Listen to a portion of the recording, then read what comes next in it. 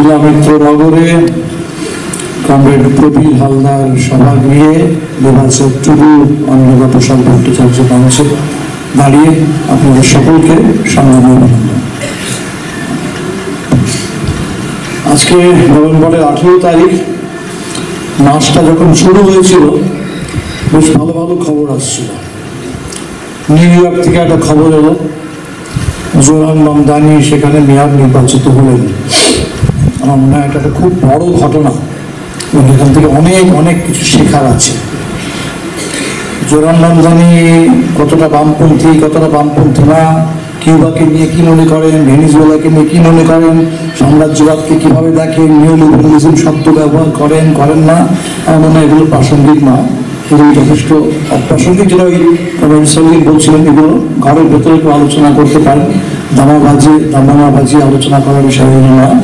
যেটা বিষয় সেটা হচ্ছে নিউ ইয়র্কের মতো জায়গায় ট্রাম্পের যুগে একজন মানুষ যে সব দিক থেকে দেখতে গেলে সেখানে সংখ্যালঘু, তার ধর্মের দিক থেকে, তার গায়ের রঙের দিক থেকে, তার জন্মসূত্রের দিক থেকে, ওইরকম একটা সময় দাঁড়িয়ে একজন মানুষ একটা নিউ ইয়র্কের মতো জায়গায় যেখানে সমস্ত পৃথিবীর ধর্মকুবের তাদের আড্ডা, সেইখানে শহরের খেটে খাওয়া মানুষ, গরিব মানুষ, ট্যাক্সিওয়ালা, হকার, দোকানদার, বাড়ি ভাড়া দিতে পারছে না সে সমস্ত শ্রমিক, এদের প্রশ্নটাকে তুলে এটাকে এজেন্ডা করে একটা মানুষ নির্বাচন জিততে পারে আজকের দিনে, অভাবনীয়।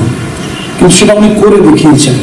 তার মানে ওটা আমাদের কাছে একটা টেমপ্লেট, অনেক কিছু শেখার থেকে আছে, অবশ্যই। একটা ভালো খবর এলো জেএনইউ থেকে। সেখানে গতবারে আমাদের এসএফআই বন্ধুরা আলাদা ছিলেন, এবার ফিরে এসেছিলেন। সেখানে আমাদের যে লেফট প্যানেল তারা একসাথে মিলে 4টে আসনে জয়লাভ করেছে। খুব ভালো খবর ছিল। আমরা আশা করেছিলাম যে 14 তারিখে বিহার থেকে যে খবরটা আসবে, এটাও মনে হয় ওই নিউ ইয়র্ক আর নিউ দিল্লির সূত্র ধরে একটা বেশ ভালো খবর আসবে, কিন্তু ভালো খবরটা আসেনি। এটা খুব উল্টো খবর এসছে। এবার এই উল্টো খবরে অনেকে ভেঙে পড়ছে। তো প্রথম কথা আমি বলবো, অনেকে বলবেন যে বাংলায় পুনর্জাগরণের কথা আপনি কি বলছেন, বিহারে তো ভরাডুবি করে চলে এসেছে, বিহারে ডুবি দিয়ে চলে এসে বাংলায় কি আবার জাগাবেন। তো প্রথম কথা আমি বলি যে বিহারে কোনো ভরাডুবি হয়নি। যদি বামপন্থার কথা বলেন, যদি গণতন্ত্রের কথা বলে, অবশ্যই আমাদের কাছে বড় চ্যালেঞ্জ। তো প্রথমে সংক্ষেপে ভোটের অঙ্কটা বলে দিই। আমরা গতবার 19টা আসনে লড়েছিলাম, 13 লক্ষ ভোট পেয়ে 12টা আসন জিতেছিলাম। এবার আমরা 20টা আসনে লড়েছিলাম, 14 লক্ষ ভোট পেয়ে 2টো আসন জিতেছি। তো আমার কাছে মনে হয় 13 লক্ষ এবং 14 লক্ষটা বেশি গুরুত্বপূর্ণ ব্যাপার। আমরা বামপন্থীরা সবাই মিলে গতবার 29টা আসন লড়ে 16টা জিতেছিলাম। এবার এক অর্থে দেখতে গেলে আমাদের আসন ছিল 30টা, যদিও সিপিআই এবং কংগ্রেসের মধ্যে একটা আসনে বোঝাপড়া হয়নি বলে সিপিআই 9টা আসনে লড়েছিল, 3টে এক্সট্রা আসনে। তো সব মিলিয়ে আমাদের টোটাল রেজাল্টটা হচ্ছে আমাদের 14 লক্ষের কিছু বেশি ভোট, সিপিআই এবং সিপিএম এর 3 লক্ষের বেশি করে ভোট, সব মিলিয়ে 20 লক্ষের বেশি ভোট এবং 3টি আসন। তো রেজাল্টটা অবশ্যই আমরা যেটা ভেবেছিলাম একদমই সেরকম নয়, তার একদম উল্টো দিকে। যদি আমরা বলেছি এটা খুব অস্বাভাবিক একটা রেজাল্ট। এবার অস্বাভাবিক রেজাল্টটা কেন হলো সেটা অবশ্যই বিভিন্ন দিক থেকে খতিয়ে দেখার ব্যাপার আছে। তো অনেকে মনে করেন যে ইভিএম দিয়ে হয়েছে, ভোট চুরি হয়ে গেছে, এটা হয়েছে ওটা হয়েছে, ফেসবুকে অনেক লেখালেখি ঘোরাঘুরি করছে। তো আমার মনে হয় ওইটা করে বোধহয় বোঝা যাবে না। একবার যদি এটাকে ভাবতে শুরু করে তাহলে আর বাকি অন্য কিছু ডিসকাশন করার ভাবার কোনো অবকাশ থাকে না। কেউ কেউ ভাবছেন তাহলে আর নির্বাচন লড়েই বা কি হবে, ছাড়ুন, সংসদে যারা জিতেছেন বেরিয়ে চলে আসুন, যারা বিধানসভা জিতেছেন বেরিয়ে আসুন, এই এসআইআর এগুলোকে বর্জন করুন, সব ছেড়ে দিয়ে। আমি সব ছেড়ে দিয়ে কোথায় যাব, সেখানে গিয়ে কি হবে সেটা আমি জানি না, কোন কল্পনার দেশে গিয়ে কি হবে। তো কারণ আমাদের তো বেরিয়ে করে দিতে চায় না যে আপনারা বেরিয়ে যান, দেশ থেকে বেরিয়ে যান, সমাজ থেকে বেরিয়ে যান, নির্বাচন থেকে বেরিয়ে যান, সংবিধান থেকে বেরিয়ে যান, গণতন্ত্র থেকে বেরিয়ে যান। তো তারা বের করেই দিতে চাইছে আমাদেরকে। আমরা নিজেরাই যদি বেরিয়ে যাই তাহলে লাভটা কি হবে, যাই না। ফলে আমাদের তো মাটি গেড়ে পড়ে থাকতে হবে এবং সেখানে মাটি কামড়ে পড়ে থেকে লড়ে ইঞ্চি ইঞ্চি লড়ে ওই জায়গাটাকে ধরে রাখতে হবে, ওই জায়গাটাকে বাড়াতে হবে, ওই গণতন্ত্রটাকে পুনরুদ্ধার করতে হবে। তো বিহারে যে রেজাল্টটা হয়েছে, আমার যেটা ধারণা যে 3-4টে ব্যাপার যেটা আমাদের নজর দেওয়া দরকার। একটা অবশ্যই এসআইআর, এবং এসআইআর এ যেটা হয়েছে সেটা একটা তো যোগ বিয়োগের অঙ্ক হয়েছে। এসআইআর এর মধ্যে দিয়ে প্রায় 70 লক্ষ মানুষের নাম কেটে দেওয়া হয়েছে। যদি ধরেও নিই যে 70 লক্ষের মধ্যে 30-35 লক্ষ এমন মানুষ হবেন যার নামটা বাদ যাওয়াই উচিত, তিনি আর বেঁচে নেই, তিনি আর একজন ভোটার তার নাম 2 জায়গায় আছে, 3 জায়গায় আছে, তিনি বিহারে থাকেন না, ধরে নিলাম এরকম বেশ কিছু মানুষ আছে, তাদের নামটা বাদ দেওয়াই উচিত। তাহলেও অন্তত 30-40 লক্ষ মানুষ যাদের নাম থাকা উচিত, যারা যোগ্য বিহারের ভোটার, তাদের নাম বাদ গেছে। একটা হচ্ছে বিয়োগের অঙ্ক, 70 লক্ষ প্রায় কেটে দেওয়া হয়েছে। আরেকটা হচ্ছে যোগ। এবার এই যোগটা যেটা হয়েছে সেটা হলো প্রথমে 22 লক্ষ, এবং তারপরে এসআইআরটা যখন শেষ হয়ে গেল 30শে সেপ্টেম্বর, যখন এসআইআর প্রকাশিত হলো সর্বশেষ তালিকা, এবার ইলেকশন কমিশন বলে যে আমাদের এই নতুন ভোটারের অন্তর্ভুক্তির কাজটা চলতেই থাকে, নির্বাচনে বোধহয় নমিনেশন শেষ হওয়ার 10 দিন আগে পর্যন্ত চলতে থাকে। তো আপনারা কেন করলেন না? বিজেপি করে নিয়েছেন, আর বিজেপির দোষ কি? এবারে 10 দিনের মতো একটা সময়, চেষ্টা সবাই করেছে, কিন্তু সেই 10 দিন সময়ের মধ্যে দেখা গেল প্রায় 3.5 লক্ষ নতুন ভোটারের নাম তুলল। তো এটা হচ্ছে যোগ বিয়োগের অঙ্ক, এবং এই যোগ বিয়োগের অঙ্কটা খুব চককষে। কোথায় কত ভোটার হলে পরে একটা জায়গার পুরো ব্যালেন্সটা পাল্টে যাবে, একটা আসন আমরা যেতে পারি, এই অঙ্কগুলো করে এটা হচ্ছে। কিন্তু এই অঙ্কগুলো করলেও সেটা তো সবার চোখের সামনে ওরা করেছে। এসআইআর আমরা এটাকে সুপ্রিম কোর্টে গেছি, বলেছি এটা সংবিধান বিরোধী, সুপ্রিম কোর্ট কিছু সঙ্গে বলেনি, সেটা তো অন্য প্রশ্ন। এবং আমরা যখন ভোটার অধিকার যাত্রা করেছি সেখানে আমরা অবশ্যই এটা বলিনি যেটা হচ্ছে ইন্ডিয়ার জোটের ভোটার, সেখানে কিন্তু সব ভোটারের কথা বলেছি। আমাদের ভোট দিলে সেও ভোটার, বিজেপিকে ভোট দিলেও ভোটার, নোটাকে ভোট দিলে নোটার ভোটার, সেও ভোটার। তো যে কোনো ভোটারের অধিকার, আমাদের কাছে অধিকারের প্রশ্ন, সেটা নিয়ে করেছি। তো একটা হচ্ছে যোগ বিয়োগের অঙ্ক, যে অঙ্কের বিরুদ্ধে আমরা লড়াই করেছি। লড়াই করাটা মানে লড়াই করে কিছু লাভ হয়নি এমনটা না, লড়াই করে লাভ হয়েছে। লড়াইটা যদি ভালো করে না করা যেত তাহলে এই যে বিয়োগের অঙ্কটা যেটা 70 লক্ষ, ওটা 2 কোটি হয়ে যেত, ওটা 1.5-2 কোটি হয়ে যেত। ওই অঙ্কটাকে যে খানিকটা জায়গায় আটকানো গেছে, এটাও কিন্তু লড়াই চাই, লড়াই করে বাঁচতে চাই, লড়াই করেই এটা হয়েছে। এই জন্য লড়াইটাকে খাটো করে কেউ দেখবেন না। দ্বিতীয় যে প্রশ্নটা হচ্ছে, আমার মনে হয় যেটা শুধু সংখ্যা দিয়ে বোঝা যাবে না, সেটা হচ্ছে এসআইআর একটা মানুষকে বিপন্ন করে তুলেছে। যখন এসআইআর হয়, তখন নোট বাতিল হলো, এনআরসি হলো, লকডাউন হলো, তো মানুষ বিপন্ন। তো একজন বিপন্ন মানুষ কি করবে? একজন বিপন্ন মানুষ সে কি বিদ্রোহ করবে, সে কি প্রতিবাদ করবে, নাকি সে আত্মরক্ষার জন্য কেউ যদি বলে ভাই বেশি এদিক ওদিক করো না, এখন এইদিকেই থাকো, এদিকে থাকলে পরেই তোমার ভোটটা বাঁচবে, তোমার নাগরিকত্বটা বাঁচবে, তোমার রেশনটা বাঁচবে, তুমি পেনশনটা পাবে। একটা বিপন্ন মানুষের মনস্তত্ব কি, সেটা কিন্তু ভেবে দেখার দরকার আছে। তাহলে এসআইআর এর মনস্তাত্ত্বিক তার ফলাফলটা কি, সেটা কিভাবে এই ইলেকশনে প্রতিফলিত হয়েছে, এটাও আমার মনে হয় বিবেচনা করে দেখার ব্যাপার আছে। এটা হচ্ছে এসআইআর এর দিক। এবারে ভোটে অনেক কারচুপি হয়েছে।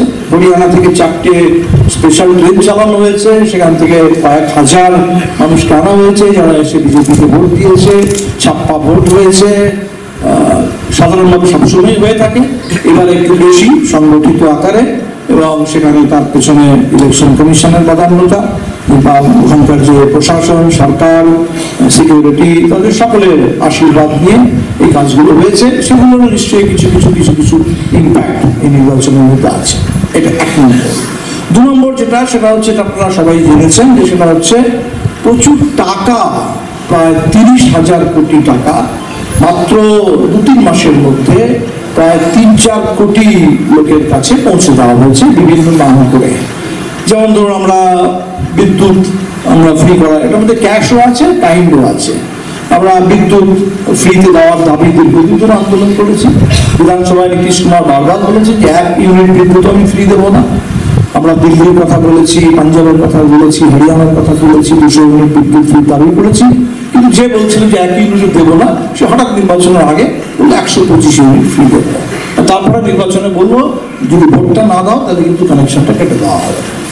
তো এটা একটা বলছে। পেনশন যেটা বিহারে মাত্র 400 টাকা পেল, সেই 400 টাকার পেনশন বৃদ্ধদের জন্য বা যাদেরকে আজকাল এই হিন্দুদের দিব্যাঙ্গ বলে, ডিফারেন্টলি এবলড মানুষ, তাদের জন্য মাত্র 400 টাকার পেনশন ছিল। আমরা 3000 টাকার দাবিতে দীর্ঘ আন্দোলন করেছি, তাতে কিছু হয়নি, কিন্তু ঠিক নির্বাচনের প্রাক্কালে এটাকে বাড়িয়ে 1100 করা হয়েছে।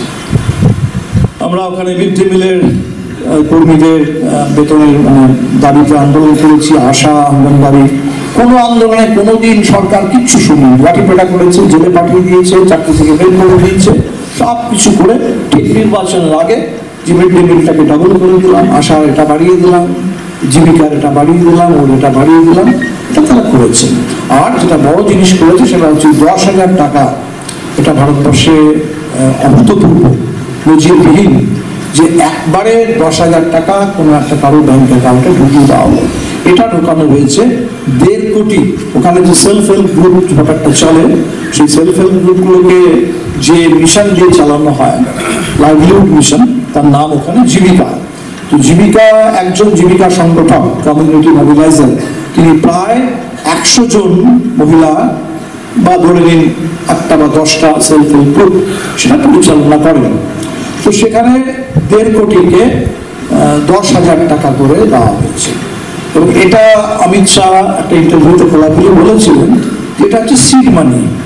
এই 10,000 টাকাটা আমরা এখন দিচ্ছি, আমরা দেখবো 10,000 টাকাটা কিভাবে কি হচ্ছে, তারপরে একটা বড় লোন পাইয়ে দেবো। বড় লোন, তো বড় লোনের একটা সামনে একটা লোক দেখালেন। তো সেটাতে অবশ্যই মহিলাদের মধ্যে আতঙ্ক ছড়ালো, এই 10,000 টাকাটা তাহলে তো মনে হচ্ছিল, তাহলে তো মনে হচ্ছিল ফেরত দিতে হবে।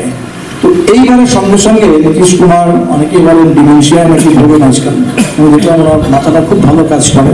অমিত শাহের ইন্টারভিউয়ের পরের দিনই উনি একদম বলতে শুরু করেন, না না, এই 10,000 টাকাটা ফেরত দিতে হবে না, এটা আপনার, এই টাকাটা আপনার, এখানে কোনো ফেরত ফেরত দেওয়ার ব্যাপার নেই। এই 10,000 টাকার একটা বড় ব্যাপার আছে। এবারে এটা নিয়ে অনেকেই বলছেন তাহলে মহিলারা সব বিক্রি হয়ে গেল। আমার মনে হয় মানুষ বিক্রি হয়ে যায় না, এটা দেখাটা অত্যন্ত ভুল। জনগণকে নস্যাৎ করে দিয়ে, জনগণকে খারিজ করে দিয়ে কোনো বামপন্থা কোনোদিন হবে না, উন্নাসিকতা দিয়ে কোনোদিন কোনো বামপন্থা হবে না। তো সেটা হচ্ছে আমরা 14 লক্ষ ভোট পেয়েছি, তাহলে 14 লক্ষের মধ্যে আমি ধরেই নিতে পারি 6 লক্ষ 7 লক্ষ মহিলারা দিয়েছেন। তাহলে এই 6 লক্ষ 7 লক্ষ মহিলারা কারা? তারা তুই 10,000 টাকাকে অগ্রাহ্য করে, ওই পেনশনটাকে অগ্রাহ্য করে তারা আমাদের ভোটটা দিচ্ছেন। তাহলে কারা হচ্ছে সেই মহিলা যার কাছে সংগ্রামী চেতনা আছে, সংগঠন আছে, আন্দোলন আছে, এটার কোনো বিকল্প হয় না। এই সংগ্রামী চেতনা, এই রাজনীতি বোধ, এটার কোনো বিকল্প হয় না, এটা করতে হবে। তাহলে আমাদের কাছে বড় বড় টাস্ক হচ্ছে এটা, যে 10,000 ও দিচ্ছে, আমি 15,000 দেবো, 20,000 দেবো, এটা নয়। এটা তো ঠিক আছে, কিন্তু আমি যদি এটা কেউ যদি বোঝে যে 10,000টা কেউ আমাকে দয়া করে দিচ্ছে না, 10,000টা আমার যে প্রাপ্য টাকা, আমার যে শ্রমের কোনো প্রতিদান পাওয়া যায় না। আমি বাড়িতে কাজ করি, আমরা বলি হাউস ওয়াইফ, মনে হচ্ছে কাজই করেন না। তো সব থেকে বেশি যে কাজের কোনো স্বীকৃতি নেই, যে কাজের কোনো দাম নেই, সেই কাজের বিনিময়ে যদি সামান্য কিছু টাকা আমি পাই, আমারই টাকা যদি আমাকে দেওয়া হয়, তাহলে সেটা ভিক্ষে নয়, তাহলে সেটা কোনো কিছু নয়, সেটা হচ্ছে আমার প্রাপ্য অধিকারের একটা খুব ছোট্ট অংশ। তাহলে এই চেতনাটা যদি আমার থাকে, ওই প্রাপ্য অধিকারের ছোট্ট অংশটা আমি নেব, কিন্তু তার বিনিময়ে আমার ভোটটা আমি দেবো না তাকে, তার জন্য আমাকে আমার নিজের ভোটটাকে বন্ধক রাখার কোনো দরকার নেই। আমি ওই ভোটের পয়সাটা নেব এবং পুরো লড়াইটা করবো, যাকে ভোট দেওয়ার তাকে ভোট দেবো। এই চেতনাটা দিতে হবে। তো আমার মনে হয় এটা একটা বড় প্রশ্ন, কারণ দেখছি অনেকেই এটা হলে পরে তো বিক্রি হয়ে গেলে পরে মানুষ কি করে হবে, তাহলে এভাবেই তো হবে, কেনা বেচা করি হবে। তো আমার ব্যাপারটা এটা নয়, কিন্তু এখান থেকে অবশ্যই একটা প্রশ্ন উঠবে যে এই যদি এর মধ্যে কোনো রকম কোনো নিয়ম না থাকে, ধরুন একটা নির্বাচন আসছে, নির্বাচন আগের দিন আপনি বললেন 10,000 টাকা স্কিম, আর তারপরে ব্যাখ্যা করে দেওয়া হলে এটা তো অনগোয়িং স্কিম, অতএব নির্বাচন চলাকালেও প্রতি 7 দিন পরে পরে ব্যাংকের টাকা ঢুকছে, আর নির্বাচন কমিশন বলছে এর মধ্যে কোনো মডেল কোড অফ কন্ডাক্টের কোনো ভায়োলেশন নেই, because it's an ongoing scheme. তো এই যে চালাকিটা, এই চালাকিটার বিরুদ্ধে অবশ্যই ভাবা উচিত। আমার মনে হয় একটা আইনের কথা ভাবা যেতে পারে, একটা বিল আনার কথা ভাবা যেতে পারে, পাবলিক ইন্টারেস্ট লিটিগেশনের কথা ভাবা যেতে পারে, যদিও সেগুলো করে কিছু লাভ হবে না, কিন্তু ভাবা উচিত যে অন্তত নির্বাচনের আগে 6 মাস একটা কোনো এমবার্গো থাকুক। এই 6 মাসের মধ্যে আপনি এরকম দুমদাম স্কিম এনে এগুলো করতে পারবেন না। না হলে যে কোনো সরকার, যে রাজ্যে যে সরকার ক্ষমতায় থাকবে, সে 5 বছর 4 বছর কিচ্ছু করবে না, অর্থাৎ টাকা বাঁচিয়ে রাখবে, নির্বাচনের আগে ওই সমস্ত তখন তার পুরো সিন্দুক খুলে সব পয়সা দিতে শুরু করবে এবং এটা করবে। তো এটাই ভারতবর্ষের নির্বাচনের একটা মডেলে পরিণত হবে, এটা নিয়ে অবশ্যই ভাবা যেতে পারে। এই দুটো বললাম, একটা হচ্ছে SIR, একটা হচ্ছে ক্যাশ ট্রান্সফার। একটা তৃতীয় ব্যাপার রয়েছে যেটা নিয়ে চর্চা খুব কম। বিহারে কিছু চর্চা শুরু হয়েছে, আমি জানি না বাংলায় কতটা চর্চা আছে। ওই 10,000 টাকা কি 400 টাকা 1100 হয়েছে, 125 ইউনিট বিদ্যুৎ ফ্রি, এটা নিয়ে খুব চর্চা হচ্ছে। যেটা নিয়ে হচ্ছে না সেটা হচ্ছে এই নির্বাচনের মাঝখানে ভাগলপুরের পীরপেঁতিতে আদানিকে 1050 একর জমি দিয়ে দেওয়া হলো। এই জমিটা এখন অধিগ্রহণ করা হয়নি, জমিটা অধিগ্রহণ করা হয়েছে 10 বছর আগে। তখন ছিল কথা যে ওখানে নাকি NTPC-র একটা কোনো প্ল্যান্ট হবে। তো সেটা নিয়ে এক লম্বা আন্দোলন হয়েছে, আইন হাইকোর্টে কেস হয়েছে। ওখানকার কৃষকেরা বলেছিল যে আমাদের কাছে অন্য 1050 একর পড়তি জমি আছে, ওই পতির জমিটা নিন, তাহলে কৃষির ক্ষতি হবে না, আমাদের ক্ষতি হবে না, কোনো ক্ষতি হবে না। সেখানে হাইকোর্ট বলেছে তোমরা বলার কে, কার জমি নেওয়া হবে না হবে সরকার ঠিক করবে, তোমরা বলার কে। যাই না 2013 ওই আইনের পরে একটা হাইকোর্ট কি করে এই ভাষায় কথা বলে, কিন্তু এটা হয়েছে। তো ফলে কিন্তু সেই জমিতে কোনো কারখানা হয়নি, কোনো প্লান্ট হয়নি, অর্থাৎ জমি যেমন ছিল তেমনই আছে। সেই জমিতে যে বাস করছিল সে বাস করছে, যে চাষ করছিল সে চাষ করছে, যে গাছগুলো ছিল সে গাছগুলো কাটা হয়নি। আম গাছ, লিচু গাছ, সেগুন গাছ, প্রচুর গাছ পুরনো 40 বছর 50 বছর 60 বছর পুরনো গাছ। কিন্তু এবার যখন বলা হলো যে আদানিকে দিয়ে দেওয়া হবে, এবার সব নোটিশ আসতে শুরু করেছে, গাড়ি ছাড়ো, এক্ষুনি দাও। আদানিকে কেউ ভাবতেই পারে যে আদানিকে যখন সস্তায় জমি, সস্তা মানে কি বিনামূল্যে 1 টাকা লিজ টোকেন, বছরে 1 টাকা করে দেবে। 1050 একর জমির জন্য 1 টাকার লিজ, 33 বছরের জন্য জমিটা দাও। তার বিনিময়ে যদি কেউ ভাবেন তাহলে আদানি বোধহয় সস্তায় বিদ্যুৎ দেবে, ঠিক আছে তোমাকে আমি সস্তায় জমি দিলাম, বিনামূল্যে জমি দিলাম, জল দিচ্ছি, সব দিচ্ছি, তুমি আমাকে বিদ্যুৎটা সস্তায় দাও না। বিদ্যুৎটা হচ্ছে সব থেকে এক্সপেন্সিভ, সেটা হচ্ছে 6 টাকার বেশি ইউনিট, এবং এটা আগামী 25 বছরের জন্য। এবং এই কথাটা শুধু আমরা বলছি না, এই কথাটা বললেন RK সিং, যিনি মোদী সরকারের বিদ্যুৎ মন্ত্রী ছিলেন, আমাদের ভোজপুরে আড়া থেকে 2014-24 10 বছর MP ছিলেন। গত নির্বাচনে আমাদের কমরেড সুদামা ওকে পরাজিত করে জিতেছেন। তিনি বললেন এটা 62,000 কোটি টাকার একটা কেলেঙ্কারি, এটা CBI তদন্ত হওয়া উচিত। এবং সেটা বললেন বলে বিজেপি তখন চুপ করে থাকলো। যেই নির্বাচনের ফলাফলটা এলো ওকে সাসপেন্ড করলো, উনি এবারে পার্টি ছেড়ে বেরিয়েছেন, তো যার ফলে ওনাকে পার্টি থেকে বেরোতে হলো।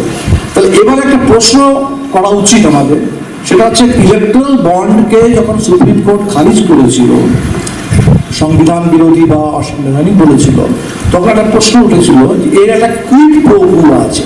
কুইড প্রো কো মানেটা হচ্ছে যে কোম্পানি এত মোটা টাকা চাঁদা দিচ্ছে সে তো এমনি দিচ্ছে না, সে তো নিশ্চয়ই বিনিময়ে কিছু পাচ্ছে। তাহলে এই বিনিময়টা কি, সরকার এবং এই কোম্পানির মধ্যে কি বিনিময় চলছে যে কোম্পানি এত মোটা টাকা তোমাকে দিচ্ছে, কোম্পানির লাভটা কি? সুপ্রিম কোর্ট বলেছিল এইটা হচ্ছে সব থেকে বড় প্রশ্ন। এবং এই জন্য এই ইলেকট্রাল বন্ড, এই যে একদম সকলের চোখের আড়ালে, লোক চক্ষুর আড়ালে একদম প্রাইভেসি মেনটেন করে যে হচ্ছে, এটা বন্ধ করা উচিত। একই প্রশ্নটা এবার আমি যদি ঘুরিয়ে করি, তাহলে আদানিকে এই যে ফ্রিতে দিয়ে দেওয়া হলো, এরকম সরকার কিছু পেল না। আদানিকে এত বড় একটা লাভ পাইয়ে দেওয়া হলো, এর কি কোনো বিনিময় মূল্য নেই? আদানি কি কিছু দেয়নি? আদানি নিশ্চয়ই দিয়েছে। আদানি যেটা দিয়েছে সেই টাকাটা এবারে পুরো নির্বাচনে একদম খোলানকুচির মতো সেই টাকা বিহারের নির্বাচনে দেখা গেছে। আদানি যে টাকাটা দিয়েছে সেই টাকারই একটা ছোট অংশ নিয়ে প্রশান্ত কিশোর একটা নতুন পার্টি, ওপর থেকে প্রথম ভারতবর্ষে একটা কর্পোরেট পলিটিক্যাল প্রজেক্ট আমরা দেখলাম, যেখানে বেতনভুক কর্মচারী দিয়ে রেখে একটা পার্টি গড়ে তোলার চেষ্টা হলো। 20,000 টাকা, 40,000 টাকা, 60,000 টাকা, 70,000 টাকা, বিভিন্ন ছাত্রী তাদেরকে কাজে লাগিয়ে সবাই মিলে চলো একটা পার্টি করি।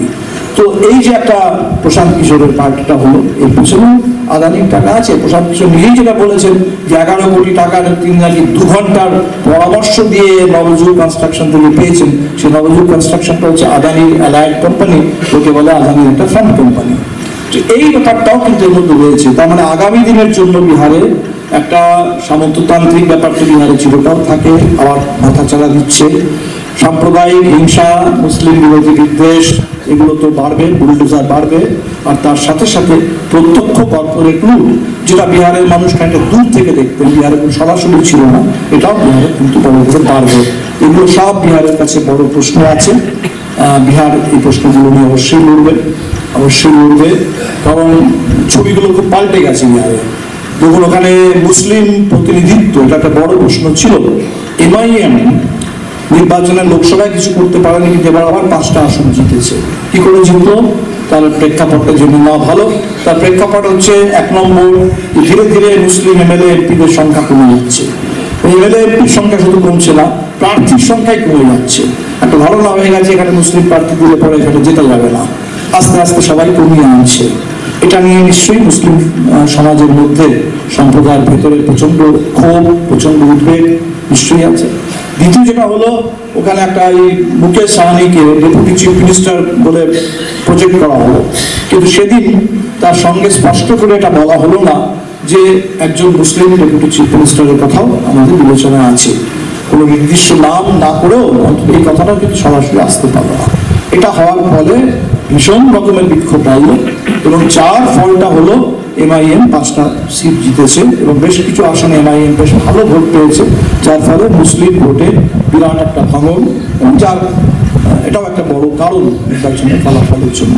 আর তার পরিণতিতে যেটা হলো, বিহারের মতো রাজ্যে 243টি আসনে এবারে মুসলিম MLA'র সংখ্যা মাত্র 11-এর মধ্যে একজন হচ্ছে সরকারি পক্ষে। এটা কিন্তু 2010-এও ওখানে 206টি আসন পেয়েছিল JDU এবং BJP, কিন্তু তখনকার JDU এর 7 জন মুসলিম MLA ছিল। তখনকার বিজেপি, প্রাক মোদী যুগের বিজেপি, তারও একজন মুসলিম MLA ছিল। এটা হচ্ছে 2010-এর অঙ্ক। আর 2025-এর হিসেবটা হচ্ছে যে 202-এর মধ্যে মাত্র একজন মুসলিম, জনতা দল ইউনাইটেডের কাছে। আর শেষ অবশিষ্ট 41 জন MLA-র মধ্যে 10 জন মুসলিম MLA, তার মধ্যে আমাদের কেউবা জিততে পারেনি, কিন্তু MIM-এর 5 জন, রাষ্ট্রীয় জনতা দলের 3 জন, কংগ্রেসের 2 জন। এটা একটা হিসেব রাখার মতো, মাথায় রাখার মতো ব্যাপার। যেখান থেকে প্রশ্নটা উঠলো মুসলিম প্রতিনিধিত্ব কমে যাচ্ছে, সেটার বিরুদ্ধে একটা বিক্ষোভ, সেখান থেকে অনেক কিছু হলো, কিন্তু নেট রেজাল্টে যেটা হলো সেটা হচ্ছে মুসলিম প্রতিনিধিত্বটা খুব স্বাভাবিকভাবে অত্যন্ত কমে গেল। দ্বিতীয় যে ব্যাপারটা রয়েছে, খুব এটা পশ্চিমবাংলায় অনেকেই মনে করেন যেগুলো কি জাতপাতের কথা হচ্ছে, এগুলো তো কমিউনিস্টদের এই সমস্ত কথা বলাই উচিত না, এটা ক্লাস স্টাডি থেকে আমাদের দূরে সরিয়ে যাবে, এটা নিয়েও কিছু বলবো। কিন্তু বিহারে তো এটার কথা না বলে তো বলাই যাবে না, কোনো কথাই বলা যাবে না। তো সেটা হচ্ছে যে ওখানে সবকা সাথ সবকা বিকাশ, এটা হচ্ছে বিজেপির স্লোগান। সেখানে একটা কাস্ট সেন্সাস হয়েছিল বিহারের বুকে, তাতে দেখা গিয়েছিল যে 16-17% হচ্ছে মুসলিম জনগণের জনসংখ্যা। তাহলে সেই 16-17% জনগণের জন্য বিজেপি 101-এর তালিকায় একজনও নেই। কেউ বলবে এটাই তো বিজেপির রাজনীতি, বিজেপি যেটা তো বলে করেই করে, কেন মুসলিম ভোটারও দরকার নেই, MLA দরকার নেই, মন্ত্রীও দরকার নেই, কোনো দরকার নেই। মেনে নিলাম এটা বিজেপির ঘোষিত রাজনীতি। কিন্তু যেটা বিজেপির ঘোষিত রাজনীতি নয়, যেটা একটু চেষ্টা করে বুঝতে হয়, কারণ ঘোষিত রাজনীতি হচ্ছে Narendra Modi OBC prime minister, ওর ঘোষিত রাজনীতি হচ্ছে আমরা রামনাথ কোবিন্দ দলিতকে রাষ্ট্রপতি বানাই, আমরা দ্রৌপদী মুর্মু আদিবাসীকে রাষ্ট্রপতি বানাই, আমরা EBC-দের জন্য কাজ করি, আমরা দলিতের জন্য কাজ করি, OBC-র জন্য কাজ করি। তাহলে এই 101-এর তালিকায় 4টে বিহারের আপার কাস্ট আছে, উঁচু জাতি যাদেরকে বলা হয়, ফরওয়ার্ড কাস্ট বলা হয়। তাদের সংখ্যার দিক থেকে দেখতে গেলে সেই সংখ্যাটা 11%-এর থেকে কম। কারণ যখন আপার কাস্টের টোটাল ক্যালকুলেট করা হয়, তার মধ্যে মুসলিমের একটা অংশকে ধরা হয়, সেটা প্রায় 4%, ওটা বাদ দিয়ে। তো এই 11% হিন্দু আপার কাস্ট, তার জন্য 101-এর তালিকায় 49 জনের সংরক্ষণ করা আছে, এবং তারাই জিতেছে। এবারের বিহারে যে অ্যাসেম্বলিটা তৈরি হয়েছে, এই বিহারের অ্যাসেম্বলিতে এনডিএ শিবিরে সেখানে সব থেকে বেশি সংখ্যাটা হচ্ছে আপার কাস্ট লেভেলের, তারপরে ওবিসি, তারপরে ইবিসি, তারপরে ধরুন দলিত ইত্যাদি। এই ব্যাপারগুলো বিহারে আগামী দিনে অবশ্যই এর ফলাফলটা কি হবে, এর সামাজিক রাজনৈতিক প্রতিফলনটা কি হবে সেটা চোখে পড়বে। এই দিকগুলো আছে যেটা নিয়ে বিহার অবশ্যই আগামী দিনগুলোতে লড়বে। কিন্তু আমার যেটা মনে হয় যে এর মধ্যে ভোট চুরির ব্যাপার নিশ্চয়ই আছে, এগুলোকে চ্যালেঞ্জ করতে হবে, এগুলোকে এক্সপোজ করতে হবে। কিন্তু একটা আমাদের থেকে যদি ওরা বেশি ভোট পেয়ে থাকে, তার একটা সামাজিক অঙ্কও আছে, তাহলে এটা বুঝতে হবে। তো এখানে আমার মনে হয় ওই মামদানির ব্যাপারটা খুব গুরুত্বপূর্ণ। এই লোকগুলো যারা ওদের ভোট দিয়ে দিচ্ছে, আমাদের দিচ্ছে না, একে দিচ্ছে, একে দিচ্ছে, কেন দিচ্ছে? এটা কিন্তু তাদেরকে খারিজ করে দিয়ে যে তোমরা সেকেন্ড গ্রেড মানুষ, তোমরা প্রতিক্রিয়াশীল না, মানুষকে প্রতিক্রিয়াশীল বলে দিয়ে জনগণকে, সেটা লাভ নেই, সেটা দিয়ে কিচ্ছু হবে না। তাহলে এই মানুষগুলো কেনই খপ্পরে পড়ছে, এটা কিন্তু বোঝাটা খুব দরকার। এবং সেটা বুঝতে পারলেই সেখান থেকে তাদেরকে কি করে টেনে বের করে আনা যায়, এবং তার জন্য আমাদের কি কি করণীয় আছে সেই জিনিসগুলো আমরা বুঝতে পারি, তাহলে আমরা নজরটা সেদিকে দিতে পারি। হ্যাঁ, যে ভাই আমাদের তো করণীয় কিচ্ছু নেই, এইরকম অবস্থা, এরকম অবস্থাতে এটাই হবে। তো আমার মনে হয় এটা বোধহয় ঠিক হবে না। বামপন্থীদের জন্য সব সময়ই নিজেদের একটা করণীয় খুঁজে বের করতে হবে যে আমরা কি করতে পারি, how can you make a difference, আমরা কি করতে পারি। আমরা কি কর্তব্য বিন্দু আমরা শুধু ব্যাখ্যা করে যাবো, তাহলে তো মার্কস যেটা বলেছিলেন যে পৃথিবীর দার্শনিকেরা প্রচুর ব্যাখ্যা করে গেছেন, আমাদের কাজ হচ্ছে পাল্টানো। সেই পাল্টানোর কাজটা কি করে হবে যদি আমরা খোলা মনে বোঝার কথাটাই না ভাবি? এটা হচ্ছে বিহার থেকে বোঝার ব্যাপার। বাংলা নিয়ে খুব বেশি কথা বলবো না, শেষ করবো। আমার কতগুলো কথা মনে হয় যদি ট্যাকটিক্যাল একদম বিষয়ে বলি, সেটা হচ্ছে যে এই মুহূর্তে পশ্চিমবাংলার বামপন্থীরা আমাদের উপরে বিজেপি চাপ সৃষ্টি করছে। তো তোমরা প্রমাণ করো তোমরা কতটা খাঁটি তৃণমূল বিরোধী, তোমরা প্রমাণ করো মমতা ব্যানার্জিকে সরাতে চাও কি চাও না। যদি চাও তাহলে ভোটটা আমাদের দাও। এটা সুকান্ত বাবু নাকি আছেন খোলাখুলি বলছেন, এবং এখানে বলতে নো ভোট টু টিএমসি একটা স্লোগান নিয়ে সবাই মিলে করুন। এই যে চাপটা সৃষ্টি হয়েছে বামপন্থীদের উপরে, সবার আগে বামপন্থীদের এই চাপ মুক্তি, আর এই চাপ থেকে বেরিয়ে আসা। আমরা বামপন্থী, আমরা ওই এটাই স্লোগান ওই স্লোগান সব স্লোগান নিয়ে একসাথে লড়বো, যুগপথভাবে লড়বো। তোমরা নিজেদেরটা বুঝে নাও, তোমরা যদি যা করতে পারো করো, আমরা তোমাদের বিরুদ্ধে লড়বো। আমরা পশ্চিমবাংলায় মমতা ব্যানার্জি সরকারের প্রত্যেকটা প্রশ্নে, প্রশাসনের প্রত্যেকটা উদাহরণ, প্রত্যেকটা দুর্নীতি, প্রত্যেকটা সন্ত্রাস, প্রত্যেকটা ধর্ষণ, প্রত্যেকটা জালিয়াতি, তার বিরুদ্ধে একদম কড়াই ধান্দায় হিসেব করে নেবো, লড়ে নেবো। সেখানে আমাদের কোনো তাতে আমাদের কোনো দুর্বলতা নেই, কিন্তু আমাকে কোথাও প্রমাণ দিতে হবে। কেউ যেন আমাদের কাছে প্রমাণ না চায় যে প্রমাণটা করো, কারণ এই প্রমাণ দিতে গেলেই কিন্তু সেখানে ওই অঘোষিত আতাতগুলো হবে। এই অঘোষিত আতাতের মধ্যে যেন কোনো বামপন্থী না যায়। এটা কিন্তু বামপন্থীদের চাপ মুক্তি, সাপ মুক্তি, এইখানে কিন্তু বামপন্থীদের আসতে হবে। এটা বামপন্থী ঐক্য আমার মনে হয় তার প্রথম হচ্ছে যে বামপন্থার ওই পুরনো ঐতিহ্য, বর্তমান ঐতিহ্য, ভবিষ্যৎ সব নিয়ে বলছি যে এই মুহূর্তে এই চাপ থেকে বামপন্থীদের বের করে আনতে হবে। এই চাপের মধ্যে কোনো বামপন্থা হবে না, সম্পূর্ণ স্বাধীন বামপন্থা হবে। যে আমরা আমাদের নীতি অনুযায়ী, আমাদের আদর্শ অনুযায়ী, আমাদের বিচার বিবেচনা বোধ অনুযায়ী আমরা ঠিক করবো, আমরা লড়বো। এবং স্বাভাবিকভাবেই এই লড়াইটা এখন যখন আমরা বলছি অঙ্গ বঙ্গ কলিঙ্গ, তাহলে ওই কলিঙ্গের পরে বঙ্গ জয়, তো এটা অবশ্যই। এবং এখানে এটা ভেবে লাভ নেই, কেউ কেউ ভাবেন কোনো সময় যে বিজেপি বোধহয় পশ্চিমবঙ্গের দখলের জন্য খুব সিরিয়াস না, একটু কম সিরিয়াস। এরকম যদি হতো তাহলে এই বাঙালিদের মারে, এই সময় বাঙালি শ্রমিকদেরকে মারে। এই বাঙালি শ্রমিকদেরকে এই জন্যই মারছে যাতে একটা বাঙালিরা খুব একটা ভাবে যে আমরা আক্রান্ত, আর মমতা ব্যানার্জি তাহলে এই কার্ডটা খেলতে পারে যে আমি তোমাদের বাঁচাবো। আমরা এই ধরনের হিসেব এগুলো আমাদের জন্য একদম সময়ের অপচয়, এবং আমাদের পুরো এক ধরনের পুরো ব্যাপারটাকে ডিলেল করে রেখে দেবে। তাহলে আমরা সমস্ত আক্রান্ত মানুষের পাশে দাঁড়াবো, আমরা SIR বিপন্ন মানুষের পাশে দাঁড়াবো। আমরা প্রতিটি বাঙালি শ্রমিক, হিন্দু হন, মুসলিম হন, গুরগাঁওয়ে মার খান, যেখানে খুশি মার খান, সেই সমস্ত মার খাওয়া বাঙালি শ্রমিকের কাছে আমরা কোনোদিন বলবো না যে এটা নাটক, আমরা কোনোদিন বলবো না যে এটা এগুলো সমস্ত এরকম একটা ভাবে হচ্ছে, এটা নয়, এটা বাস্তব, এটা বাস্তব। তো বাস্তবে যে বাঙালি শ্রমিক আক্রান্ত, সেই শ্রমিকের লড়াই আমরা লড়বো। বাংলার ঐতিহ্য, রামমোহন রায়, বাংলার ঐতিহ্য রবীন্দ্রনাথ, তার জন্য কেউ যদি অনেকে বলছেন তাহলে এই লড়াইটা তো বাঙালি অস্মিতা নিয়ে হবে। অস্মিতা কথাটা আগে বাংলা হয়তো শুনতাম না, বাঙালি অস্মিতা নিয়ে লড়াইটা হবে, এটা তো তাহলে মমতা ব্যানার্জির কেন, এটা কেন মমতা ব্যানার্জির লড়াই দিয়ে যাবে?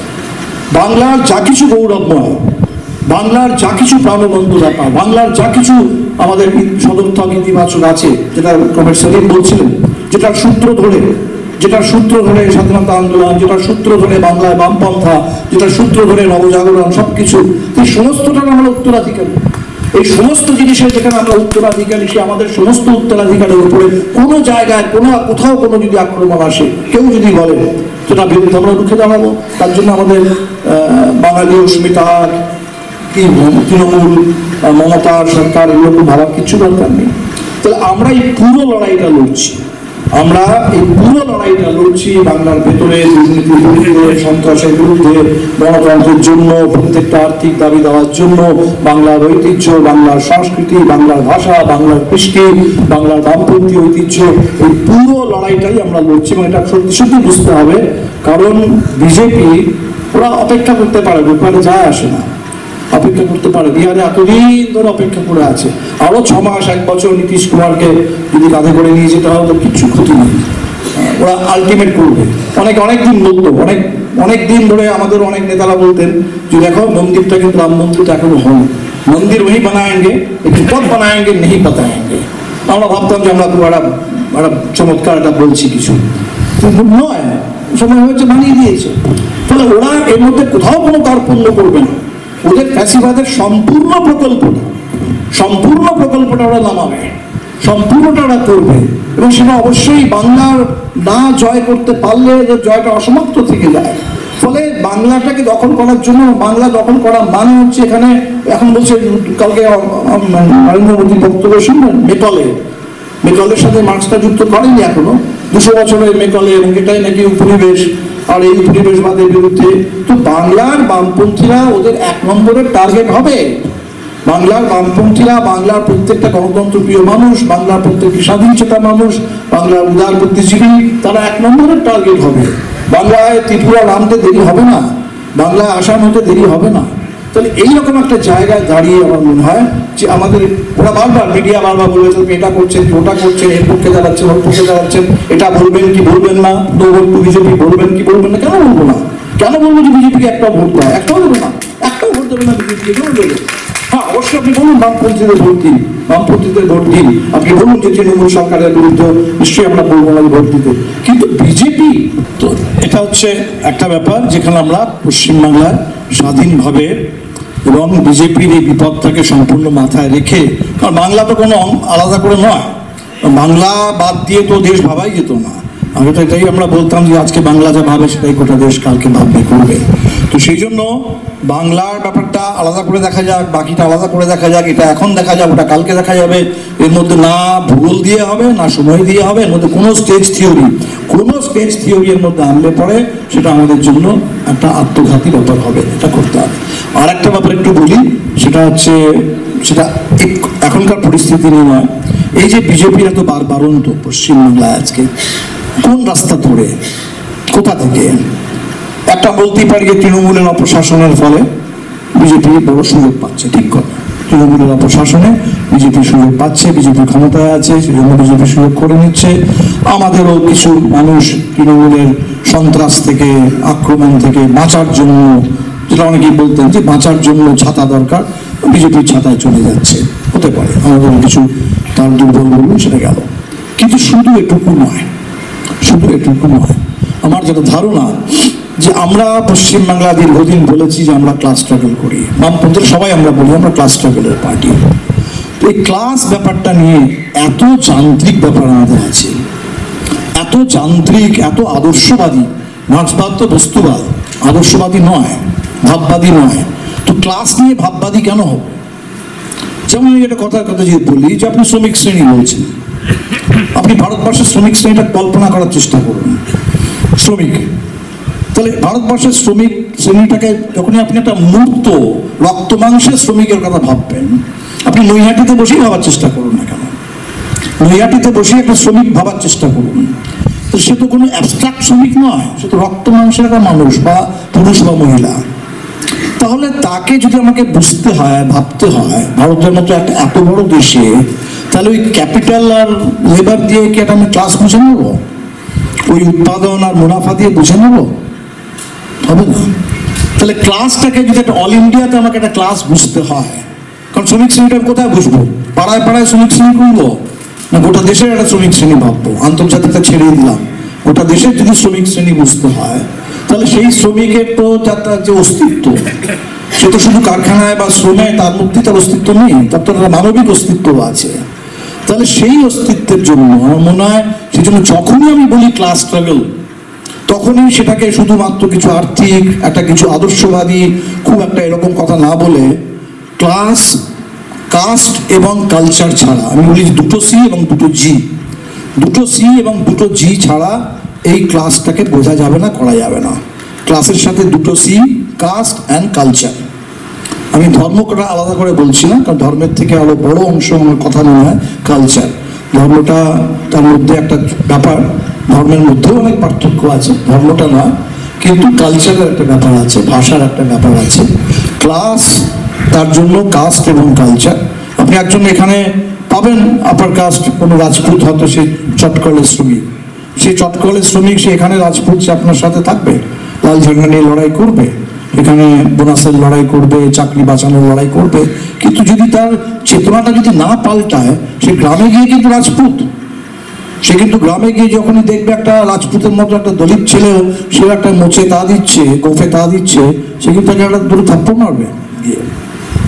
তাহলে এই চেতনাটা কিন্তু জাস্ট আমি শ্রমিক ওখান থেকে আসবে না।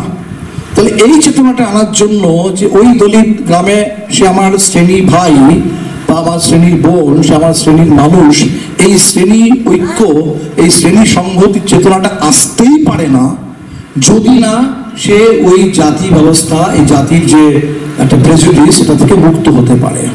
এটা থেকে মুক্ত হওয়াটা, এটা শুধুমাত্র তো বললে হবে না।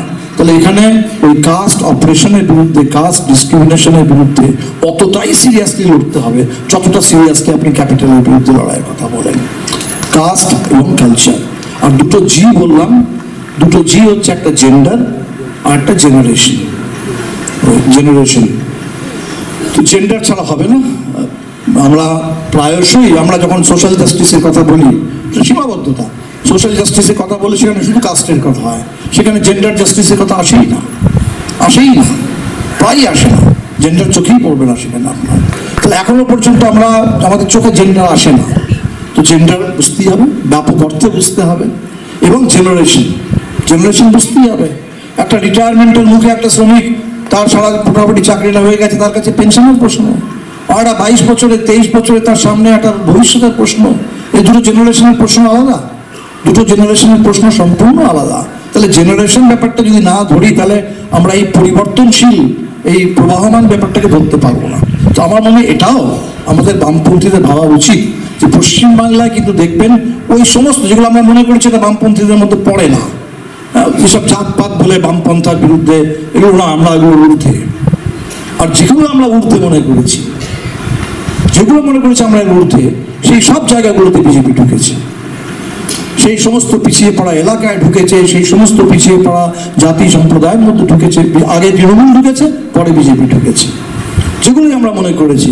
আর যেগুলো, কারণ যেটা আমরা ক্লাস মনে করেছি, আমরা ক্লাস, তো ক্লাস তো আমাদের বিরুদ্ধে দাঁড়িয়ে গেল। জমি অধিগ্রহণ করতে শুরু করলে কৃষক তখন তো মুখ ফেরাবে, তাহলে ক্লাসও মুখ ফিরিয়ে নিচ্ছে, আর ব্যাপক মানুষ এই সমস্ত ফাঁক ফোকরগুলো দিয়ে বিজেপি ঢুকছে। এটা কিন্তু ভাবার ব্যাপার। আমি একটু এত কথা হয়তো বলতাম না, চণ্ডীদাস বাবু বললেন বলে আমি ভাবলাম যে আমরা একটু কথাগুলো বলি, এগুলো আলোচনা করার দরকার। এটা খানিকটা সেমিনারের মতো কথা, ঠিক সম্মেলনের কথা নয়।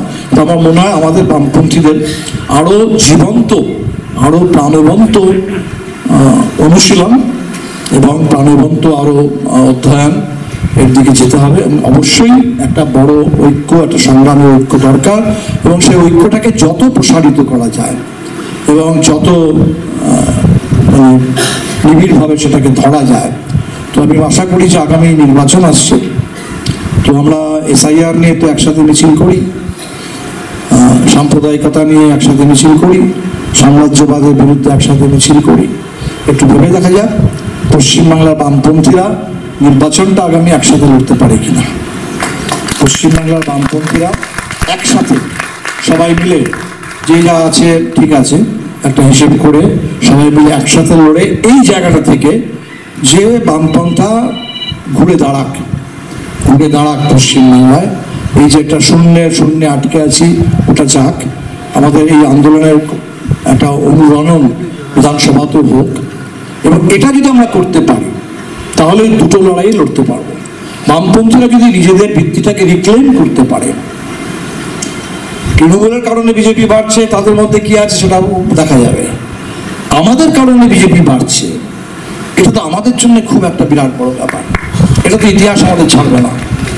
আমরা যদি বিজেপি বাড়ছিল তখন আমরা কি করেছি, তখন এটা তো ভাবতে হবে।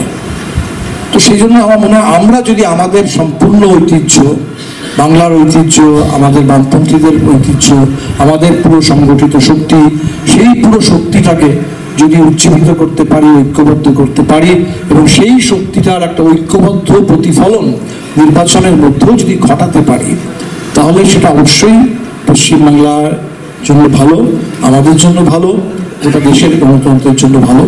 আমরা আগামী দিনে এটা আমাদের কাছে কঠিন, তাহলে বিহার আপাতত ধাক্কা খেয়েছে, বিহার আবার উঠে দাঁড়াবে, নিশ্চয়ই উঠে দাঁড়াবে, আমি খুব জোরে বিশ্বাস করি। কারণ আমি ওই 13 লক্ষ 14 লক্ষের হিসাবটা আমাদের কাছে আছে। 14 লক্ষের 13 লক্ষ নিয়ে 12টা জিতেছি, তো 12টা জিতলেই ইংরেজিতে একটা কথা বলে, success has many parents and failure is orphan. আপনি সফল হলে পরে আপনার সব ঢাকা পড়ে যাবে, তখন কেউ মতাদর্শের কথা বলবে না, সংগঠনের দুর্বলতার কথা বলবে না, সবাই বলবে বাহ এতগুলো জিতে গেছো, স্ট্রাইক রেটটা তো দারুণ, তখন স্ট্রাইক রেটের কথা হবে। আর যখনই হারবেন, এ কি সব হেরে গেলেন, ওই সমস্ত আন্দোলনের এলাকাগুলো, এতদিনের শ্রেণী সংগ্রাম, এতদিনের ঐতিহ্য সব হেরে গেলেন আপনারা। তো ওইটাই লোকে দেখে, ওইটা দেখে, কিন্তু আমাদের তো সবটা দেখতে হবে, আমাদের ভোটের অঙ্কটাও দেখতে হবে, আর শুধু অঙ্ক নয়, ওই অঙ্কের পেছনে ওই মানুষগুলোকে দেখতে হবে। ওই অঙ্কটা একটা ভোট যে আসে তার পেছনে একজন লড়াকু মানুষ, একটা ভোটের পেছনে একজন লড়াকু মহিলার লড়াকু চেতনা, একটা ভোটের পেছনে একজন দলিতের, একজন আদিবাসীর তার উঠে দাঁড়ানোর এবং সামাজিক সাম্য অর্জন করার একটা মানে তার কাছে বিরাট তার সংগ্রামী একটা সংকল্প, তার একটা বিরাট চেতনা। তো এইখান থেকে কিন্তু ভোটটা আসে। সেই জন্য মনে হয় যে বিহার তো দাঁড়াবে, বাংলাও দাঁড়াক, আর 2026 বড়, 27 আরও বড়, ইউপি নির্বাচন আসছে। আগামী 26শে নভেম্বর সংবিধান দিবস, সংবিধানের হয়ে গেল 26শে নভেম্বর সংবিধান দিবস, সম্ভবত 26শে ডিসেম্বর সিপিআইয়ের শতবর্ষ। 26শে নভেম্বর